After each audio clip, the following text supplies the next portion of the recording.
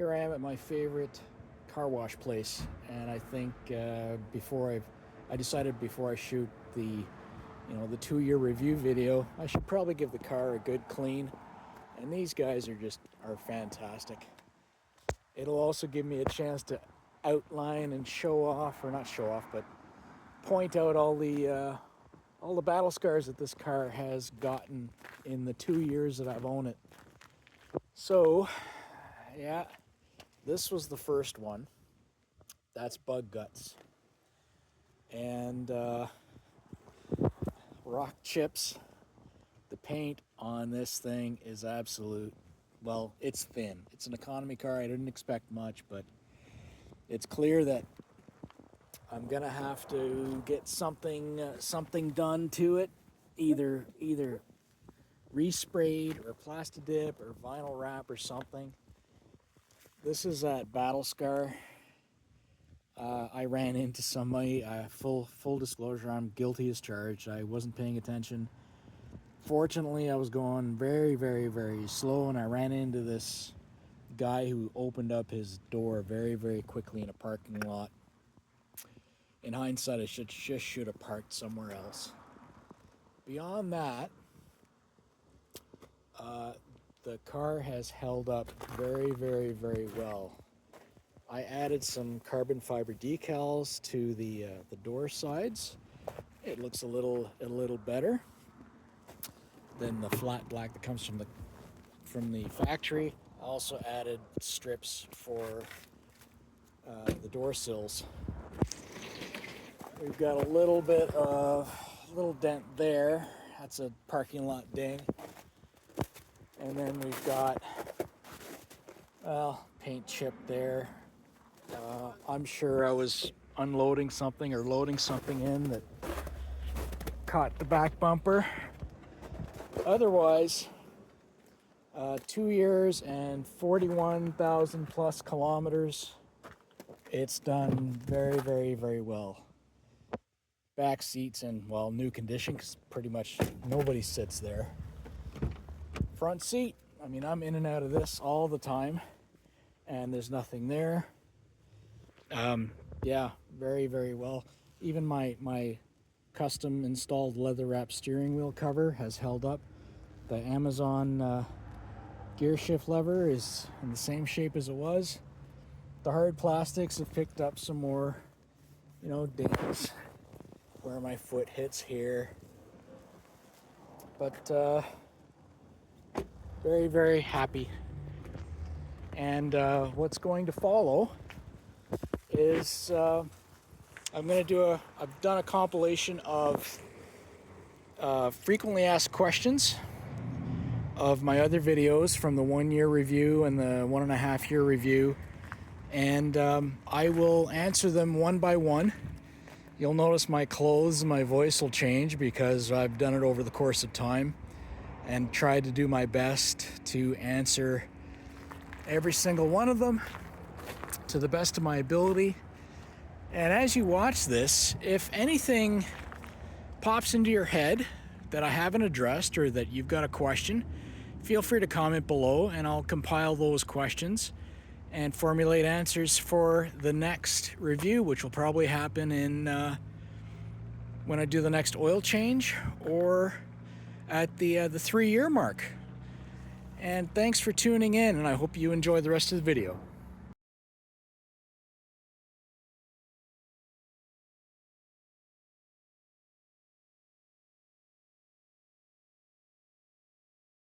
I think this thing soaks up the potholes pretty well, especially when you consider how small and light this car is, and you've got a 14-inch tire with a decent sidewall. Now, if you're going faster than the posted speed limit and you hit a big pothole, you can't change the laws of physics. You are going to feel it, and you might get some damage. So, as with anything, behave yourself, and you should do fine. How does it handle hills? Well, the key, I honestly don't think it handles hills without an issue. But the key is you want to keep your engine speed. The max torque is at 4,000 RPM. So as long as you keep it there, if you find your car is having trouble handling the hill that you're dealing with, get your engine speed up to 4,000 RPM. That'll be your max torque, and you won't have any trouble. Also, with a manual transmission, make sure you have the right gear selected. If you're in a too high gear and the engine is lugging and your engine speed is not at 4,000, it won't be able to tackle that hill. Now, for cars with the CVT, you can engage sport mode, which will hold your revs at a higher level for a longer period of time. And with your accelerator, you don't need to stomp on it. Feather it. If you stomp on it, the engine's not going to be as responsive as if you feather it. So there you go. Happy motoring. Hills, not a problem at all.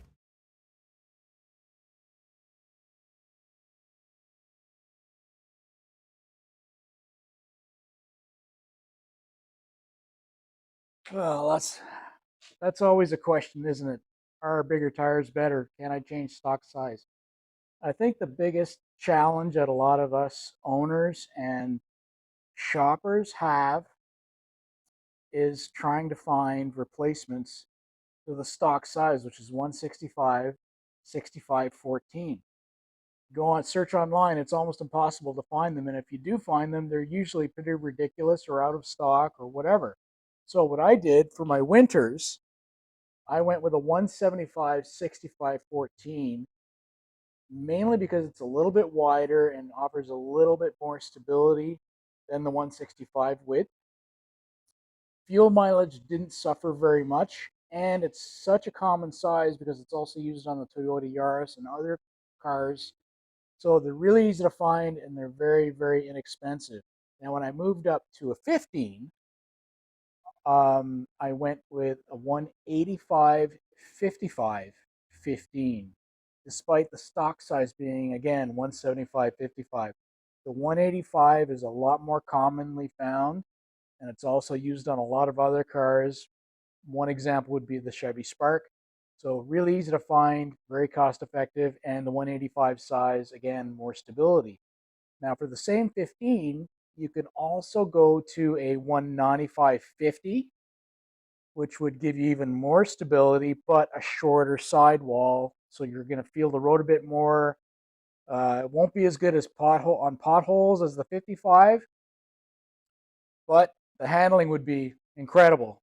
Now, as an aside, you could even go 16, in which case it would be a 195 45 16. But as you increase in size, the sidewall gets smaller. So worse for potholes, but better for handling. You could even go 17, and there's even a couple of people who own Mirages that have 18s, if you can believe it. But it's a track car, and you can be you can be sure that with an 18 on regular driving with our potholed roads, your rims will get damaged really, really, really quickly. So my size that I chose, the 185 15 or 185 55 15 for the summers, is kind of like the best of all worlds, and my winters are fantastic.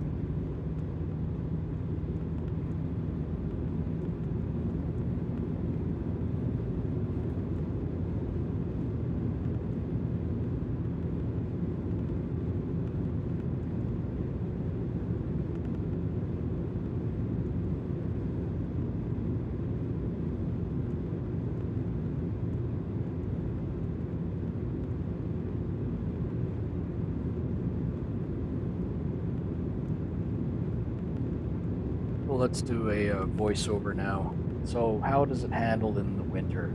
Well, we didn't get much snow this year, but this time last year during this storm we got about 30 centimeters, roughly a foot of snow, and I had to go into the rural Ottawa to pick up something, and no issues at all because I've got a good set of winter tires, and I've had winter driver training, so I know how to deal with slips and slides and loss of traction, etc. So, no issue at all in the winter and no struggles.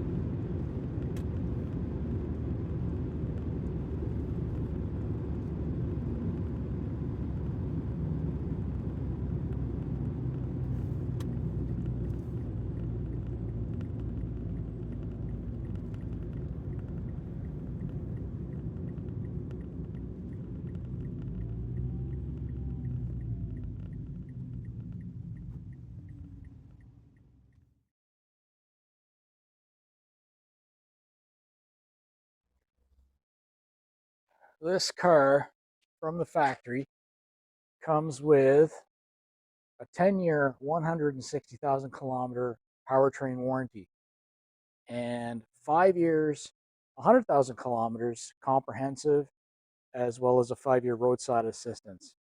Now, the beauty of this car is it's so simple. There's nothing really to go wrong with it. So, no, I did not uh, purchase an extended warranty. In my mind, an extended warranty is just a cash grab from the dealer offering it.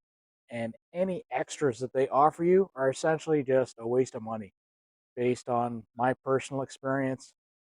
If anything happens in the warranty period, that's up to the manufacturer to deal with through the dealer.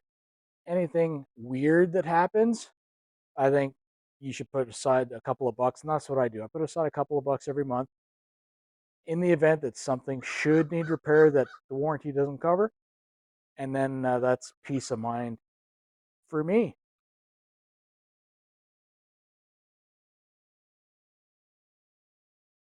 The brakes on this car are perfectly designed and more than adequate to stop a car of its size and weight. You've got disc up front, you've got drums in the back. Now, most people will cringe at the idea of drums in the back, but keep in mind, cost of ownership. Drums are cheaper to service and maintain, more than adequate to stop this vehicle, especially when you consider that 80% of your stopping power is coming from up front. And those disc brakes bite nice and hard when you need them to. My pedal feel to date in the 2 years that I've had this car, nice and firm. No like pulsating of the pedal. Uh, Car doesn't pull to either side when I'm braking even hard if I need to. But I'm a defensive driver, so I'm always scanning the road. And whenever I do need to stop, it's usually gentle enough that it doesn't upset the balance of the car anyway.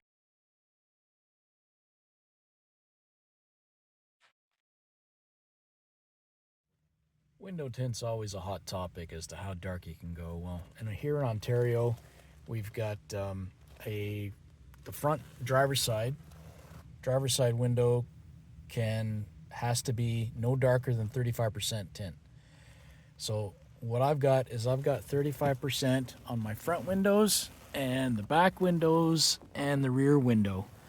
And as you can see from the inside of the car, the difference between the two is negligible. I can still see out, no problem at all.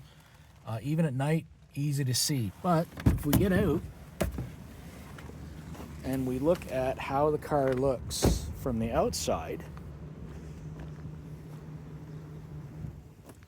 it looks, you know, not super, super, super dark. Cops can still see in and tell if I'm a guy or a girl. But it gives the car, well, a little bit more of a polished look. And the fact that all the windows are the same tint all the way around is, well, to my eye anyway, it's more aesthetically pleasing than having like super dark on the back and super light on the front. Now, as far as how it deals with when days get warmer, when it's really, really hot outside, the air conditioning is actually doesn't have to work as hard because the window tint is filtering out a lot of the UV light that heats up your cabin in the first place. So not only is it cooler on the inside, but the AC doesn't have to work as hard, and it keeps me nice and comfortable. I find the comfort of these seats pretty good. I used to have a Mini Cooper before this car, and it had sports seats, so they were really, really snug. They had a lot of bolstering on the sides. They had good lumbar support. They were leather, and when I took it on the track, it kept me planted. So when I came to this car with, not as much support, cloth versus leather, I thought I would need heated seats, but to my surprise, I've gone through 2 winters now, and I've never felt the need for a heated seat. And one thing I have found with the cloth is it stays cooler in the summer and warmer in the winter, so it's better temperature regulation than leather was. So that was a pleasant surprise. The other thing with the supportiveness of these, I find they're really good. Now, initially, I will admit I did have some muscle soreness, but that was more so because I was out of shape. And I found that doing yoga and doing some exercises and muscle building went a long way to help address any soreness that these seats were giving me. And at this point in my life, I can now go on a road trip and come back, after hours of being on the highway, and I don't feel any fatigue. I actually feel pretty good at the end of it. So there you go. Seat comfort is excellent, in my opinion, and I'm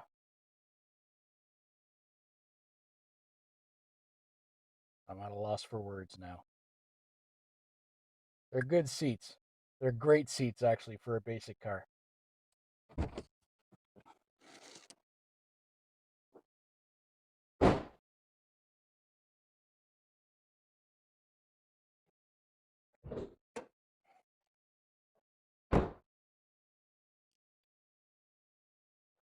78 horsepower. 78 horsepower. People look at that figure and they go, well, geez, anything less than 100 can't possibly be enough. I think a lot of people don't recognize when they look at the power figure to relate it to how heavy this car is, or rather how light this car is. This car is roughly 2,000 pounds, or even a little less than that, give or take. You have to keep in mind that the power is only part of the equation. Weight of the vehicle that it's powering is a big part of it. That's one reason why motorcycles don't need a lot of power to go as quickly as they can go. And contrary, locomotives need thousands and thousands and thousands of horsepower to do what they need to do. I'm going to refer to Zach and Andrea from the Motormouth channel. I forget which video, but it was a recent one where Andrea talked about her first car, I think it was, which was a Dodge Colt from the mid 80s, and it had 68 horsepower. And when you compare it to cars today, it's kind of laughable, but at the time, she said, quote, it was fine. It did what it had to do. It got her to point A to point B, and it didn't need to do much more than that. 78 horsepower in the Mirage. Is it going to win you any drag races? No, it's not a drag car.